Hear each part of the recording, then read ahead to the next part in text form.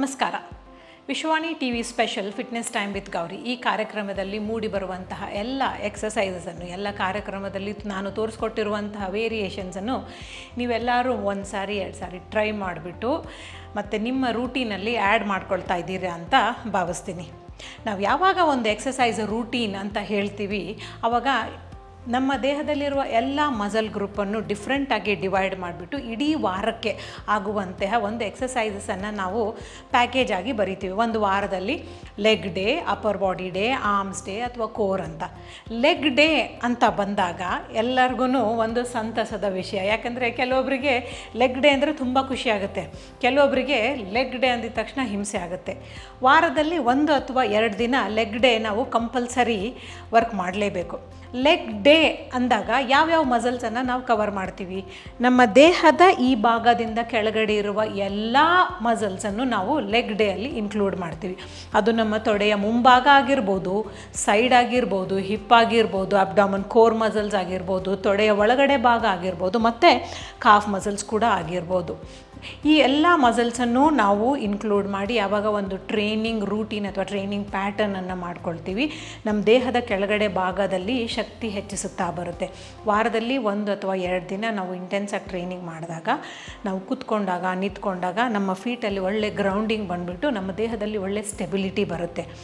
ಸುಮಾರು injuries, lower back pain ಆಗಲಿ, ಮಂಡಿ ನೋವಾಗಲಿ ಅಥವಾ ಆ್ಯಂಕಲ್ಗೆ ಸಂಬಂಧಪಟ್ಟಿರುವಂಥ ಎಲ್ಲ ಇಂಜುರೀಸನ್ನು ಕೂಡ ನಾವು ದೀರ್ಘಕಾಲ ತಡೆಗಟ್ಟಬಹುದು. ಇಂಥ ಒಂದು ಎಕ್ಸಸೈಸ್ ರೂಟೀನಲ್ಲಿ ಲೆಗ್ ಡೇ ಅಲ್ಲಿ ಕಾಮನ್ನಾಗಿ ಎಲ್ಲರೂ ಮಾಡುವಂಥ ಎಕ್ಸಸೈಸಸ್ ಸ್ಕ್ವಾಟ್ಸ್ ಮತ್ತು ಲಂಜಸ್. ಬನ್ನಿ ಇವತ್ತಿನ ಎಪಿಸೋಡಲ್ಲಿ ಸ್ಕ್ವಾಟ್ ಬಗ್ಗೆ ತಿಳ್ಕೊಳ್ಳೋಣ ಮತ್ತು ಲಂಜ್ ಬಗ್ಗೆ ತಿಳ್ಕೊಳ್ಳೋಣ. ಮೊದಲನೇದಾಗಿ ಸ್ಕ್ವಾಟ್ ಅಂದ್ರೇನು? ನಾವು ಕೂತು ಎದ್ದೊಳೋದಕ್ಕೆ ಸ್ಕ್ವಾಟ್ ಅಂತ ಹೇಳ್ತೀವಿ. ಚೇರ್ ಮೇಲೆ ಕೂತು ಎದ್ದೊಳ್ತೀವ, ನೆಲದ ಮೇಲೆ ಕೂತು ಎದ್ದೊಳ್ತೀವ, ಅರ್ಧಕ್ಕೆ ಕೂತು ಎದ್ದೊಳ್ತೀವ, ಆದರೆ ಅದು ಸ್ಕ್ವಾಟ್ ಅಂತಲೇ ಕರಿತೀವಿ. ಇನ್ನು ಸ್ಕ್ವಾಟ್ ಮಾಡುವಾಗ ನಾವು ಏನು ಗಮನದಲ್ಲಿ ಇಟ್ಕೊಳ್ಬೇಕು? ನಮ್ಮ ಕಾಲಿನ ವಿಡ್ತ್. ಕೆಲವೊಬ್ಬರಿಗೆ ಈ ಥರ ಹತ್ತಿರಕ್ಕೆ ಕಾಲಿಟ್ಕೊಂಡ್ರೆ ಕೂತು ಎದ್ದೊಳ್ಳೋಕೆ ಈಸಿ, ಕೆಲವೊಬ್ಬರಿಗೆ ಕಾಲು ವೈಡ್ ಇಟ್ಕೊಂಡು ಈ ಥರ ಓಪನ್ ಮಾಡಿ ಟೋಸ್ ಇಟ್ಕೊಂಡಾಗ ಕೂತು ಎದ್ದೊಳಕ್ಕೆ ಈಸಿ. ಇನ್ನು ಕೆಲವೊಬ್ಬರಿಗೆ, ಎಸ್ಪೆಷಲಿ ಯಾರಿಗೆ ಪಾದದಲ್ಲಿ ಆರ್ಚ್ ಇರೋದಿಲ್ವೋ, ಫ್ಲ್ಯಾಟ್ ಫೀಟ್ ಇರುತ್ತೋ, ಅವರು ಈ ಥರ ಸ್ಕ್ವಾಟಲ್ಲಿ ಕಂಫರ್ಟಬಲ್ ಆಗಿರ್ತಾರೆ. ಆವಾಗ ಯಾವುದೇ ಮಂಡಿ ಮೇಲೆ ಯಾವುದೇ ರೀತಿ ಪ್ರೆಷರ್ ಅವರಿಗೆ ಇರೋದಿಲ್ಲ. ನೀವು ಸ್ಕ್ವಾಟ್ ಮಾಡ್ತಾ ಮಾಡ್ತಾ ನಿಮ್ಮ ಸ್ಕ್ವಾಟ್ ಸ್ಟಾನ್ಸನ್ನು ನೀವೇ ಕಂಡುಹಿಡ್ಕೊಳ್ಬೇಕು. ಮೊದಲನೇದಾಗಿ ನಾವು ಯಾವಾಗ ಈ ರೀತಿ ಸ್ಕ್ವಾಟ್ ಪೊಸಿಷನ್ ತಗೊಳ್ತೀವಿ, 2 ಫೀಟನ್ನು ಈ ಥರ ವೈಡಾಗಿ, ಹಿಪ್ಗಿಂತ 1 ಕಾಲು ಇಂಚ್ ಅಥವಾ ಅರ್ಧ ಇಂಚ್ ವೈಡಾಗಿ ಇಟ್ಕೊಂಡು ಟೋಸನ್ನು ಓಪನ್ ಮಾಡಬೇಕು. ನನಗೆ ಇಷ್ಟು ವರ್ಷದ ಸ್ಕ್ವಾಟ್ ಪ್ರಾಕ್ಟೀಸ್ ಆದ ನಂತರ ಈ ಸ್ಟಾನ್ಸ್ ನನಗೆ ತುಂಬ ಕಂಫರ್ಟಬಲ್ ಆಗುತ್ತೆ.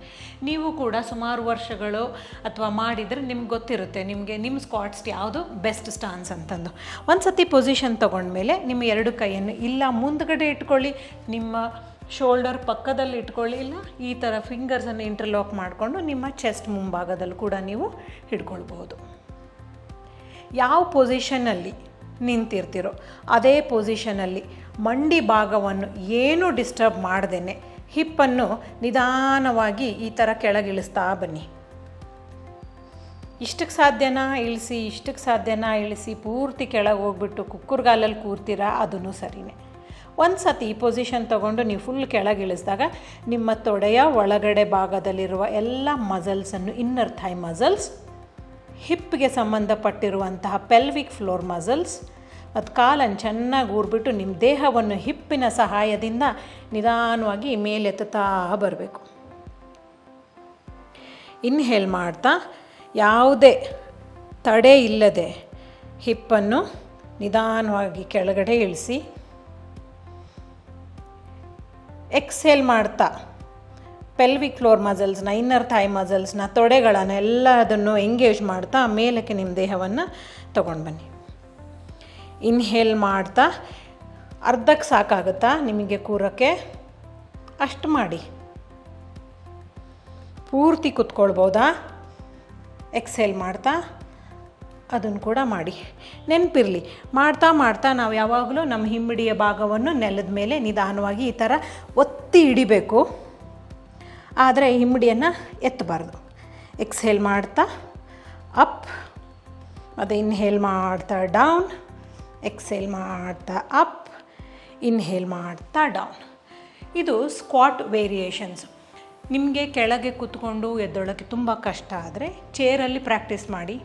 ಅದಾದ ನಂತರ ಚೇರನ್ನು ಸರಿಸ್ಬಿಟ್ಟು ಅರ್ಧಕ್ಕೆ ಪ್ರಾಕ್ಟೀಸ್ ಮಾಡಿ. ಸಾಧ್ಯ ಆದರೆ ಪೂರ್ತಿ ಕೆಳಗಡೆ ಕೂತ್ಕೊಂಡು ಎದ್ದೊಳಕ್ಕೆ ಪ್ರಾಕ್ಟೀಸ್ ಮಾಡಿ. ಯಾವಾಗ ನೀವು ಫುಲ್ ಕೆಳಗೆ ಕೂತ್ಕೊಂಡು ಎದ್ದಳ್ತೀರಿ ಈ ಥರ, ನಿಮ್ಮ ಕೈಯಲ್ಲಿ ಬೇಕಾದರೆ ಒಂದು ತೂಕವನ್ನು ಇಟ್ಕೊಂಡು ಆ ತೂಕದ ಜೊತೆಗೆ ನೀವು ಎದ್ದೇಳ್ಬೋದು. ಅದು ಕೂಡ ನಿಮಗೆ ರೆಸಿಸ್ಟೆಂಟ್ ಟ್ರೈನಿಂಗ್ ಥರ ಹೆಲ್ಪ್ ಆಗುತ್ತೆ. ಇನ್ನು ಎರಡನೇ ಎಕ್ಸಸೈಸ್ ಲಂಜ್ ಅಂತ ಕರಿತೀವಿ. ಸ್ಕ್ವಾಟನ್ನು ನಾವು ಯಾವಾಗ ಲೆಗ್ಗನ್ನು ಹಿಂದೆ ಮುಂದೆ ಪ್ಲೇಸ್ ಮಾಡ್ತೀವಿ, ಸ್ಪ್ಲಿಟ್ ಸ್ಟಾನ್ಸ್ ತೊಗೊಳ್ತೀವಿ, ಅದಕ್ಕೆ ಲಂಜ್ ಅಂತ ಕರೀತಾರೆ. ಲಂಜ್ ಪೊಸಿಷನ್ ತಗೊಳ್ಳುವಾಗ ಒಂದು ಕಾಲು ಮುಂದೆಗಿಡಿ, ಇನ್ನೊಂದು ಕಾಲನ್ನು ಹಿಂದಕ್ಕೆ ರೆಸ್ಟ್ ಮಾಡಿಬಿಟ್ಟು ಇದರಲ್ಲಿರೋ ಹಿಂಬಡಿಯನ್ನು ನೀವು ಮೇಲೆ ಎತ್ತಬೇಕು. ಮುಂದುಗಡೆ ಕಾಲು ಮಂಡಿ ಮತ್ತು ನಿಮ್ಮದು ಆ್ಯಂಕಲ್ ಒಂದೇ ಲೈನಲ್ಲಿ ಪೊಸಿಷನ್ ಆಗಿರಲಿ. ಹಿಂದುಗಡೆ ಹಿಂಬಡಿ ನಿಮ್ಮದು ಮೇಲೆ ಎತ್ತಿರಬೇಕು. ಮುಂದುಗಡೆ ಕಾಲು ವರ್ಕಿಂಗ್ ಲೆಗ್ ಆಗಿದ್ದರೆ ಹಿಂದುಗಡೆ ಕಾಲು ಫ್ರೀ ಆಗಿರಬೇಕು. ಯಾವುದೇ ವೇಟನ್ನು ನೀವು ಹಿಂದುಗಡೆ ಕಾಲ ಮೇಲೆ ಹಾಕಬಾರ್ದು. ಮುಂದುಗಡೆ ಕಾಲಲ್ಲಿರುವ ಪಾದವನ್ನು ಚೆನ್ನಾಗಿ ನಿಮ್ಮ ಮ್ಯಾಟ್ ಮೇಲೆ ಈ ಥರ ಸೆಕ್ಷನ್ ಆಗೋ ಥರ ಊರಬೇಕು. ಬ್ಯಾಕ್ ಲೆಗ್ ಹೆಲ್ಪಿಂದ ನೀವು ನಿಧಾನವಾಗಿ ನಿಮ್ಮ ದೇಹವನ್ನು ಕೆಳಗೆ ಇಳಿಸ್ಕೊಳ್ಳಿ. ಈ ಥರ ಎದ್ದೇಳುವಾಗ ಮುಂದುಗಡೆ ಇರುವ ಪಾದವನ್ನು ಚೆನ್ನಾಗಿ ಊರಿಬಿಟ್ಟು ಇಲ್ಲಿ ರೈಟ್ ಲೆಗ್ದು ಹಿಪ್ ಮತ್ತು ಥೈ ಮಸಲ್ಸಿಂದ ಲಿಫ್ಟ್ ಮಾಡಿ.